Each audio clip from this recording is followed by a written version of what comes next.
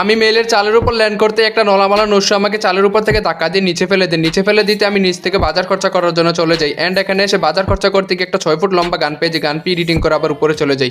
উপরে যাইয়ে এই ছেলেটাকে ছোট মরে দিয়ে সেই লেভেলের একটা উটুয়ার শুট মেরে দেই।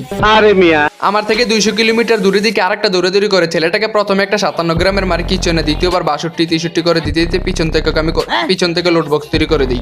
যেটাকে লোড বক্স তৈরি করছে ওর ভাই আবার লোড বক্স থেকে লোড করার জন্য চলে আসে, কিন্তু ওকে কটা বাড়ি দিতে ছেলেটা গ্লোয়াল মেরে আমার হাত থেকে বেঁচে গেল রে। আহারে তখন এদিকে আরেকটা নিমি 50 কোটি টাকার গাড়ির চাকা খুলে বাড়িতে নেওয়ার জন্য চেষ্টা করতেছে, কিন্তু এদিক থেকে আমি দেখে ফেলি যার কারণে ওকে লোড বক্স তৈরি করে দিই। সিঁড়ি দিয়ে আরো দুইটা নিমি উপর উঠতেছিল, ওদেরকে মারতে পারে না, কিন্তু এদিক থেকে আরেকটা দাঁড়িয়ে থাকে ছেলেটাকে আমি পিছন থেকে মারতে পারি। ছেলেটা বুঝতে পারে না ভাই আমি আপনার পিছে, ভাই পিছে, আরে পিছন থেকে দেখে না রে কানায় নিমি।